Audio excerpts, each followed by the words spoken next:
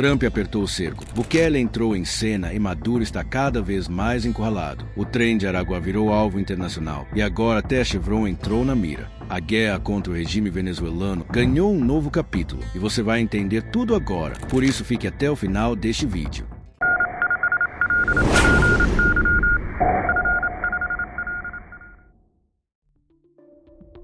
Nicolás Maduro foi reeleito, pelo menos no papel, como presidente da República Bolivariana da Venezuela. Como sempre, fez questão de dizer que está disposto a manter boas relações com os Estados Unidos.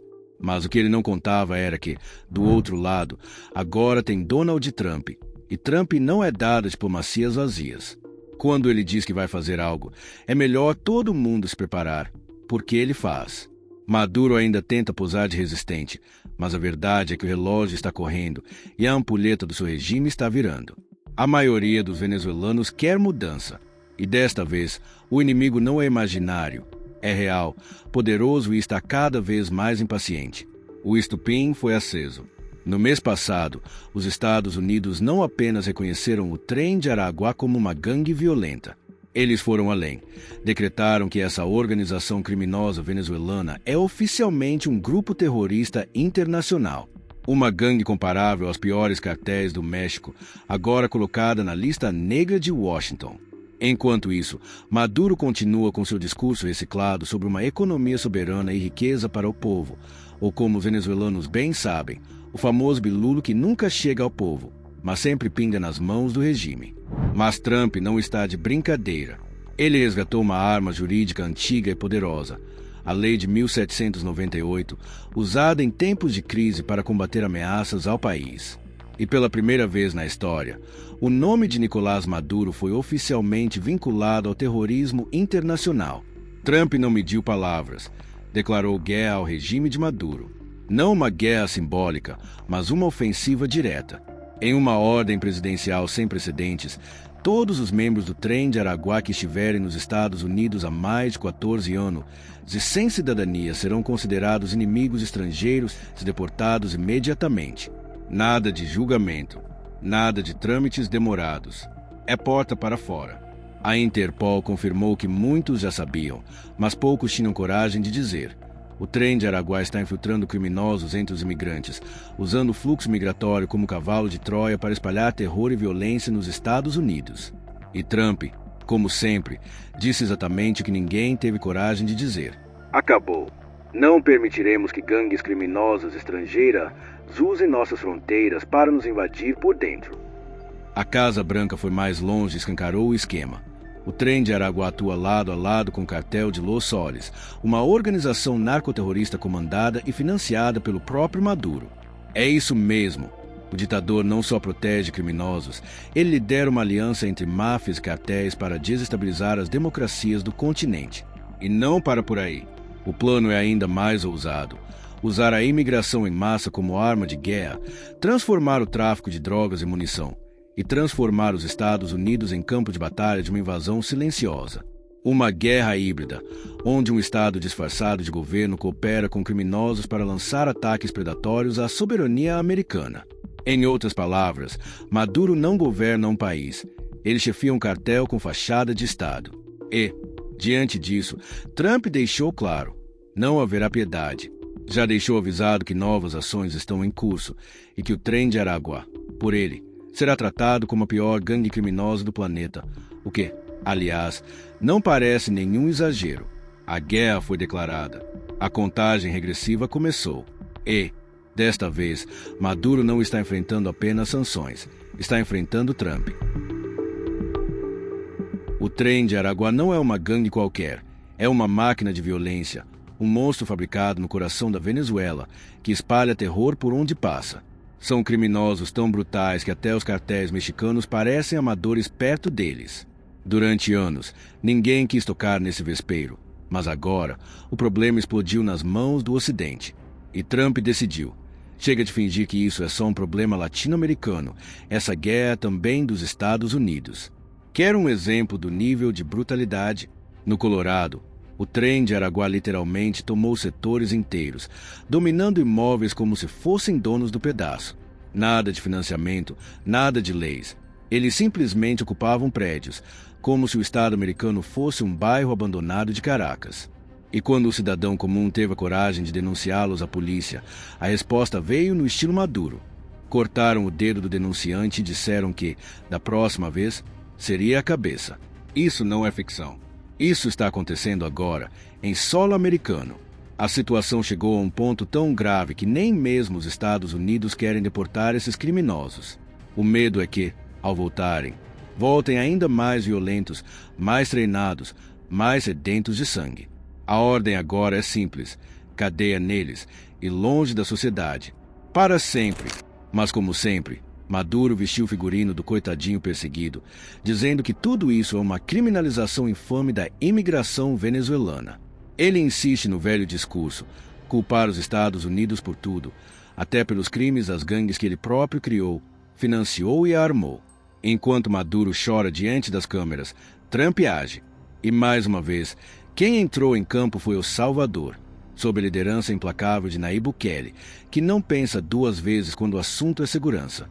Com o apoio de 6 milhões de dólares da administração Trump, El Salvador prendeu 300 membros do trem de Araguá que haviam sido deportados dos Estados Unidos. E tem mais. Segundo Marco Rubio, outros 250 membros da facção foram enviados para o país, onde ficarão trancafiados no centro de reclusão para terroristas. Um acordo direto entre os Estados Unidos e Bukele, que reforça uma aliança estratégica contra o crime internacional e ainda economiza milhões de dólares para os americanos.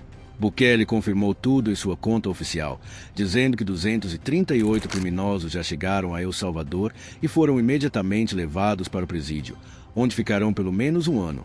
Renovável, é claro, porque essas criaturas não devem ver a luz do sol tão cedo. E tem mais. Os Estados Unidos vão pagar uma tarifa simbólica pela manutenção desses criminosos, enquanto Bukele transforma o sistema penitenciário salvadorenho em uma máquina de reintegração e disciplina. Hoje, mais de 40 mil detentos participam de programas de trabalho forçado, custando 200 milhões de dólares por ano ao governo local, um investimento que agora se paga com segurança e respeito internacional. E não foi só o trem de Araguá que levou pancada. A MS-13 também sentiu o peso do martelo de Trump. 23 integrantes dessa outra praga foram deportados, incluindo 2 chefões que estavam na mira da justiça de El Salvador. Com isso, Bukele vai fechar o cerco contra os últimos resquícios da gangue, desmontando seus esconderijos, rede de tráfico, cúmplices e financiadores. Nas palavras de Bukele, seguimos avançando na luta contra o crime. Mas o recado vai além das fronteiras salvadorenhas. Esse foi um golpe direto contra a tirania de Nicolás Maduro. Um soco no estômago do regime que achava que poderia brincar de narco-estado impunemente. E pode escrever: em breve, Maduro deve aparecer berrando na televisão, acusando o imperialismo, o capitalismo e até os alienígenas pela derrocada de seus aliados criminosos. O problema é que, dessa vez, o inimigo dele tem nome, rosto e está vindo com tudo: Donald Trump. Na entrevista bombástica concedida à Fox News Espanhol, o secretário de Estado Marco Rubio não mediu palavras. O regime de Nicolás Maduro é uma ameaça direta à segurança do continente e os Estados Unidos já estão agindo para desmontar essa tirania, peça por peça. Durante a conversa, Rubio exaltou a coragem quase sobre-humana de Maria Corina Machado, a mulher que se tornou o último bastião da resistência venezuelana. Escondida, ameaçada de morte, vivendo na sombra de um regime assassino, mas ainda assim de pé. Enquanto muitos fugiram para sobreviver, ela ficou. Uma mulher contra um cartel de Estado. Um símbolo contra uma ditadura covarde. Rubio não perdeu a chance de escancarar o absurdo. Maduro não apenas protege criminosos, ele convida inimigos dos Estados Unidos para se instalarem ao lado de casa. O ditador bolivariano teria oferecido território venezuelano ao Irã para criar uma base de operações.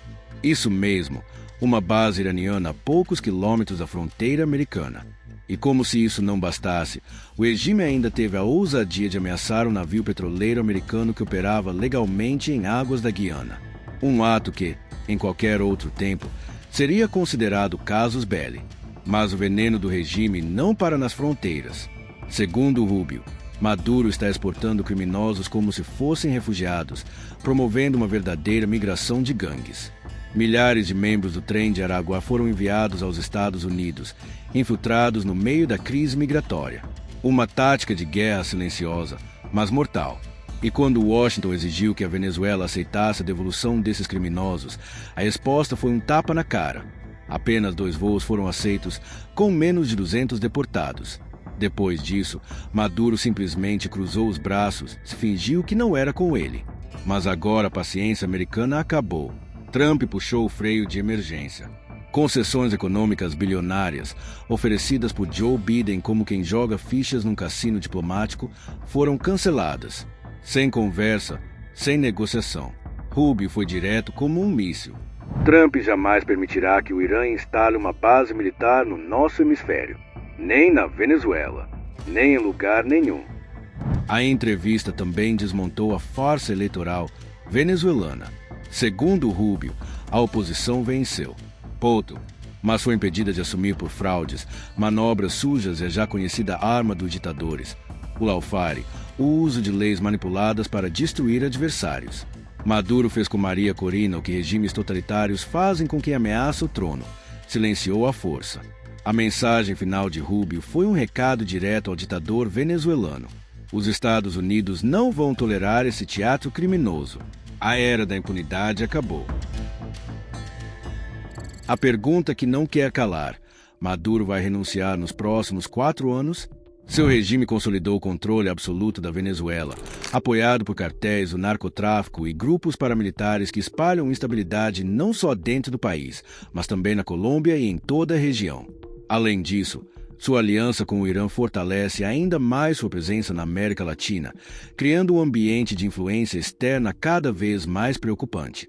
Enquanto isso, a repressão interna segue implacável.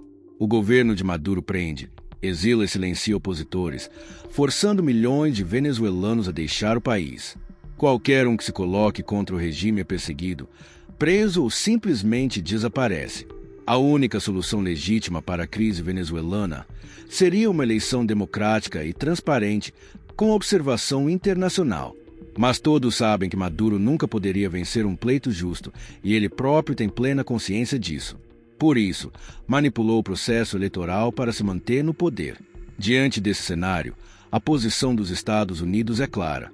Não há mais espaço para concessões ao regime venezuelano. No passado, Joe Biden liberou bilhões de dólares ao governo de Maduro em troca de um suposto processo eleitoral mais transparente, mas o resultado foi mais uma fraude. O diferencial agora é que, sob Trump, as sanções voltaram a apertar.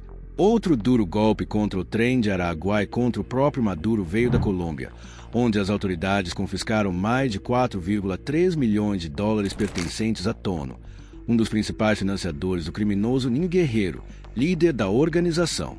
A Polícia Nacional da Colômbia realizou uma operação de grande escala, apreendendo fazendas, veículos de luxo, negócios e até animais exóticos, totalizando cerca de 17 bilhões de pesos colombianos em bens confiscados. Tono não era apenas um membro do Trem de Aragua, mas um dos principais operadores financeiros do grupo, responsável pelo fornecimento de armas, munições e dinheiro para as operações na Colômbia. Segundo as investigações, ele pretendia transformar sua propriedade em uma espécie de Hacienda Nápoles, uma referência direta ao império do narcotraficante Pablo Escobar. O criminoso levava uma vida extravagante, investindo em parques de diversões privados, coleção de carros luxuosos e criação de animais raros. Durante a operação, foram apreendidas mais de 20 propriedades ligadas ao esquema de financiamento do crime organizado. Mas um detalhe em particular chamou a atenção das autoridades: 300 galos de briga, avaliados em mais de 2,4 bilhões de pesos colombianos. Importados de El Salvador, esses animais eram cruzados com aves colombianas para criar exemplares de altíssimo valor, alguns chegando a custar mais de 7 milhões de pesos cada.